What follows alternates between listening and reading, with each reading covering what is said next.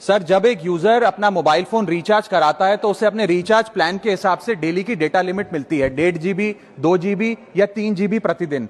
लेकिन ये डेली की डेटा लिमिट जो होती है रात 12 बजे समाप्त हो जाती है जैसे ही दिन खत्म होता है, और ये अनयूज डेटा जो है ये फोरफिट हो जाता है। ये अगले दिन रोल ओवर या नेक्स्ट डे कैरी फॉरवर्ड नहीं होता है। कंज्यूमर से पैसा तो पूरे डेटा का लिया जाता है, लेकिन ये अनयूज डेटा जो बचा हुआ डेटा होता है ये एक्सपायर हो जाता है जैसे दिन समाप्त होता है। सर, फर्ज करिए कि महीने की शुरुआत में आपने अपनी गाड़ी में 20 लीटर पेट्रोल भरवाया, महीने के अंत तक 15 लीटर पेट्रोल कंज्यूम हो गया, 5 लीटर बच गया, तो क्या महीने के अंत पे पेट्रोल पंप वाला आकर आपको कहता है कि 5 लीटर पेट्रोल वापस कर दो क्योंकि उसकी वैलिडिटी समाप्त हो गई? नहीं, क्योंकि आपने पैसा पूरे 20 लीटर का दिया है। ठीक इसी तरह जितने डेटा का पैसा हमसे लिया जाता है उतना डेटा हमें यूज करने दिया जाए, वो एक्सपायर ना हो। ये हमारे मेहनत के पैसे से खरीदा गया डेटा है। और सर, चालाकी देखिए, आजकल के रिचार्ज प्लान्स में डेली की डेटा लिमिट होती है, मंथली की डेटा लिमिट नहीं होती, क्योंकि मंथली की डेटा लिमिट के अंदर मैक्सिमम डेटा की खपत का कंज्यूम करने की प्रोबेबिलिटी यानी कि संभावना ज्यादा होती है। एक महीने के भीतर या मान लीजिए 4-7 दिन कोई व्यक्ति व्यस्त है या बीमार है,